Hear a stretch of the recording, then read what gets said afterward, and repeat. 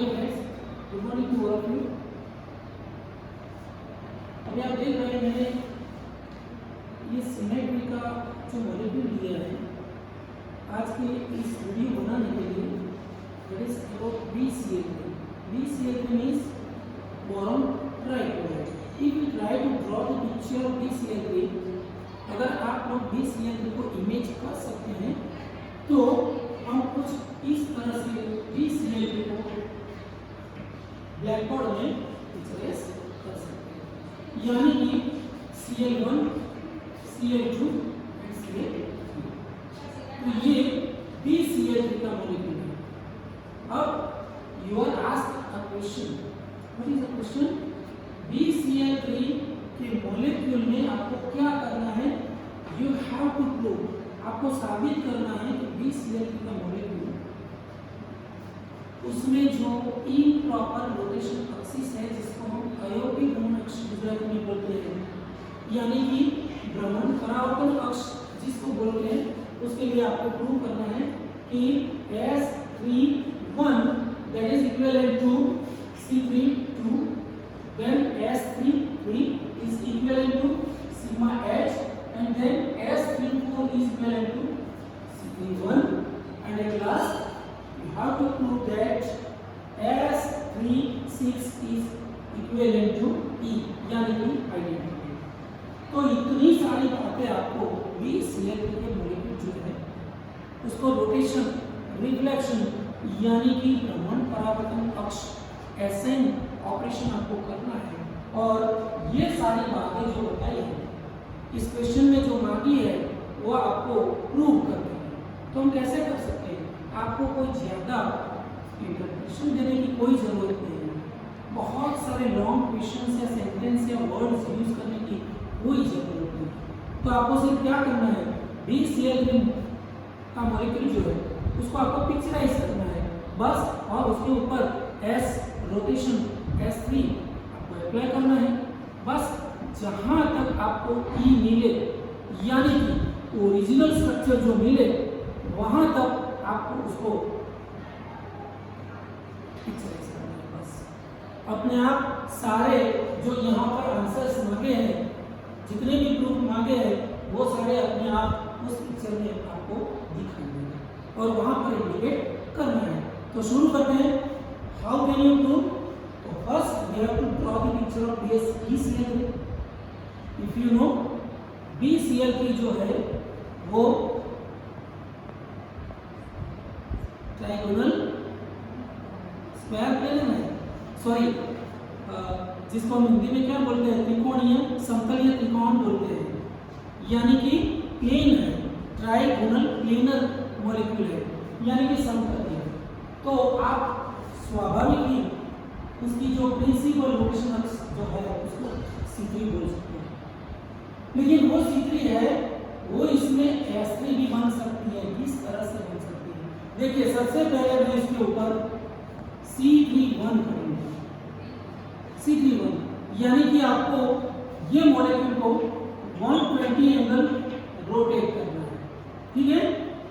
Yes, जैसे जैसे हम उसको रोटेट करेंगे तो BCl3 जो है ये Cl1 will come here by the rotation of 120। तो इसका आप रोटेशन करेंगे तो Cl1 will come here, Cl2 will come here, तो Cl1, Cl2, Cl3, सिंपल सी बात है। तो उसको उसके बाद आपको कौन सी सिमेट्री ऑपरेशन लगानी है? Sigma H। जो भी प्रिंसिपल रोटेशन अक्ष जो है जिसके ऊपर आपने उसको रोटेट किया है वो रोटेशन एक्सिस के परपेंडिकुलर जो सिग्मा है उसमें आपको रिफ्लेक्शन करना है। तो अब मैं रिफ्लेक्शन वाला या रोटेशन वाला आइडेंटिफाई करने के लिए कुछ इंडिकेशन करने जा रहा हूँ। मान लीजिए ये जो मैंने सिर्फ यहाँ पर ऐसा एक सिंबल डाला है, ये ओरिजिनल स्ट्रक्चर क्या है? ओरिजिनल। और इसी तरह से ये ओरिजिनल नहीं है क्योंकि हमने सिर्फ रोटेशन किया है, ठीक है? अब इसके ऊपर क्या करना है? रिफ्लेक्शन। तो रिफ्लेक्शन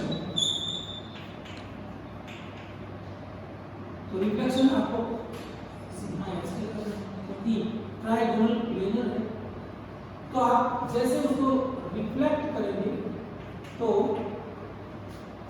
ट्राइगोनल प्लेनर है तो उसका रिफ्लेक्शन कहाँ पर मिलेगा, वहीं पर। लेकिन रिफ्लेक्शन के बाद का स्ट्रक्चर है तो हम उसको इंडिकेट कैसे करेंगे कि भाई ये वहां पर अपनी जगह बदलता नहीं है और उसके ठीक सामने उसकी पोजीशन मिल रही है, यानी कि ये जो है रिफ्लेक्ट करने के बाद उसकी पोजीशन कहाँ पर रहेगी, वहीं पर। ये वो भी वहीं पर और ये भी, समझ में आ रहा है? यानी कि Cl1 वहां पर है जहां पहले था, Cl2 भी जहां पर था, Cl3 भी जहां पर था। समझ में नहीं आए तो आप क्वेश्चन कर सकते हैं। सबसे पहले मैंने C3 किया, 120 रोटेट किया और उसी मॉलिक्यूल को मैंने रिफ्लेक्शन कर दिया, यानी कि परावर्तन ले लिया। परावर्तन जैसे मैं सामने से ले रहा हूं ठीक उसी तरह से, तो इसका प्रतिबिंब कहां पर होगा, वहां पर ही होगा, यानी कि उसके सामने। तो ये प्रतिबिंबित वाला मैंने बता दिया, इसका यहाँ पर मिलेगा तो वो भी वहां पर, ये भी वहां पर, यानी कि तीनों जो है वो अपनी जगह बदल नहीं है। यानी कि अब जो मुझे ये स्ट्रक्चर मिला वो स्ट्रक्चर 1, स्ट्रक्चर 2 एंड स्ट्रक्चर 3, यानी कि B centre Cl Cl Cl। तो ये रचना जो है, ये स्ट्रक्चर जो है उसको हम इक्विवेलेंट बोल सकते हैं कि नहीं, है ना? यानी कि उसको हम यहाँ से उठा के सीधा इसके ऊपर डाल दे तो एक दसरे दूसरे के ऊपर हो सकते हैं। इसका मतलब है structure 1 is equivalent to structure 3। इसका मतलब है कि ये C31 इनटू सिग्मा H यानी कि S31 हो गई, right? Do you understand? Okay, तो यानी कि ये C31 हो गई। अब S31 हो गई, अब मैं सीधी S32 करूंगा, S32 तो अब आप डायरेक्टली भी कर सकते हैं, ठीक है? तो B Cl Cl Cl। अब देखिए इसके ऊपर जैसे मैं क्या करूंगा, C3 करूंगा, C31 हो गई। अब क्या करूंगा, C32 करूंगा तो ये 3 बार कहां पर आएगा और ऐसा ही लौट आएगा। अब उसके बाद जो रिफ्लेक्ट करूंगा तो क्या होगा, रिफ्लेक्शन के बाद ऊपर आ जाएगा, ये भी ऊपर आ जाएगा, ये भी ऊपर आ जाएगा। तीसरा कहां पर है, यहां गया, फिर ऊपर आ गया, तो Cl3 1 कहां पर है, 1 यहां पर आएगा, 1 2, यानी कि जो रिफ्लेक्शन के बाद पीछे चला गया था वो एटम्स अब यहां पर रिफ्लेक्शन के बाद ऊपर आ जाता है। समझ रहे हैं? तो ये क्या हुआ, स्ट्रक्चर 4। अब मैं क्या करूंगा, S33। अगर समझ में नहीं आता है तो आप क्वेश्चन कर सकते हैं। फिर मैं स्ट्रक्चर ड्रॉ करूं, B Cl3 Cl Cl Cl। अब क्या करूंगा, S3 में रोटेशन एंड रिफ्लेक्शन। रोटेशन कौन सा करना है, C3 यानी कि 1 कहां जाएगा, यहां जाएगा, 2 यहां जाएगा, 3 यहां जाएगा और रिफ्लेक्शन के बाद पीछे चला जाएगा। तो फिर Cl1 विल कम हियर, 1 2 हो गया और पीछे चला जाएगा। यहां जो ऊपर था तो पीछे का हम सिंबल क्या करते हैं, इस तरह से, इस तरह से। तो ये रिफ्लेक्शन एंड रिफ्लेक्शन। फिर क्या होगा, S3। अब आप बताइए, B Cl Cl Cl क्या होगा, ये पीछे है सर, सारे के सारे कहां पर है, पीछे। तो 1 विल कम हियर और ऊपर आ जाएगा, तो Cl1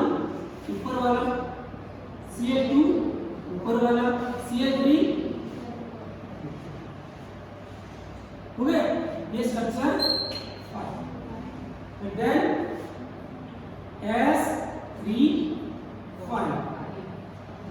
चलो अब BCl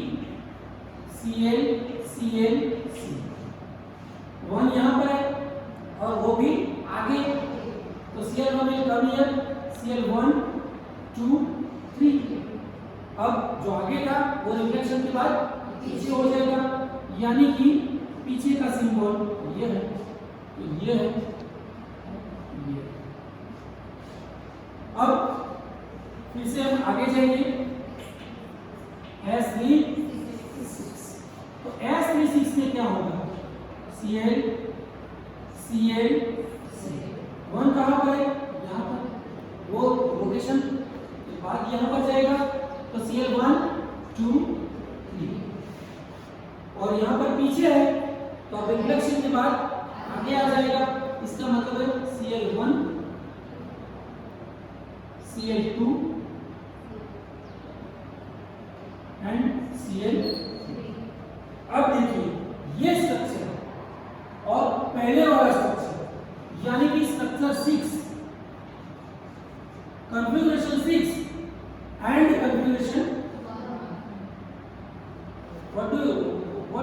what can you say, दोनों कैसे हैं, सेम है ना, ये जो है वही है, यानी कि ओरिजिनल स्ट्रक्चर पाने के लिए हमें कितनी बार S3 करनी पड़ी,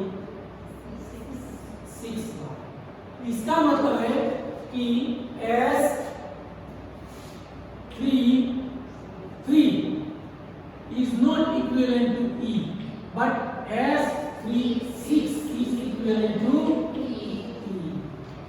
तो कल वाला जो रूल मैंने बताया था वो याद करो, जब n का जो नंबर है, नंबर ऑफ n वो इवन नंबर आता है, यानी कि एक ही संख्या मिलती है, तो Sn2n जब हम करते हैं तो ओरिजिनल स्ट्रक्चर मिलता है। अब हम हमारे क्वेश्चन की ओर नजर करें। यहाँ पर सबसे पहला क्वेश्चन आपको क्या प्रूव करना है, S31 is equivalent to C32, तो S31 वाला कौन सा है, ये तीसरा वाला जो है, समझ गया, तो is equivalent to C32, यानी कि ये स्ट्रक्चर मुझे जो मिलता है S31 के बाद वो डायरेक्टली जो मैं C32 करूं तो भी मुझे मिलने वाला है, ऐसा मुझे प्रूव करना है। तो इसके ऊपर C32 कीजिए आप, C31 तो Cl1 will come here, then C32 तो Cl1 will come here, समझ गया, ओके। तो Cl1 यहाँ पर आएगा, तो 2 यहाँ पर, 3 यहाँ पर, तो ये जो स्ट्रक्चर है उसमें देख लीजिए आप, नहीं है, S31 is equivalent to C32 and C32।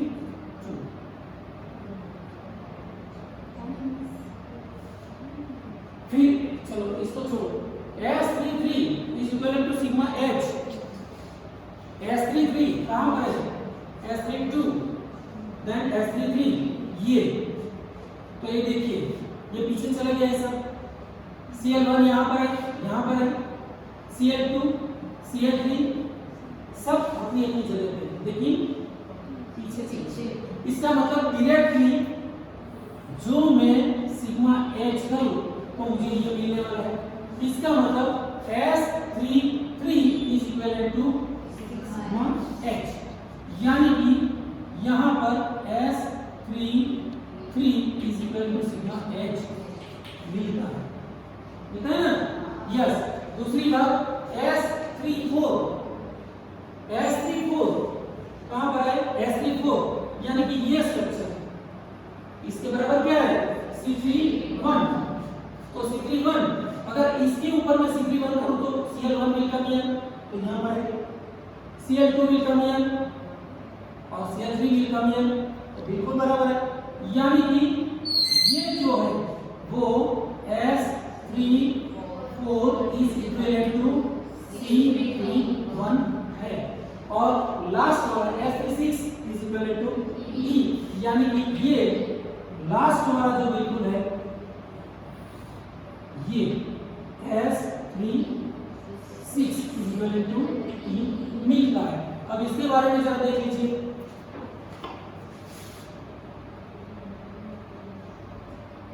ये यहाँ पर बताया है कि चलो S31 S32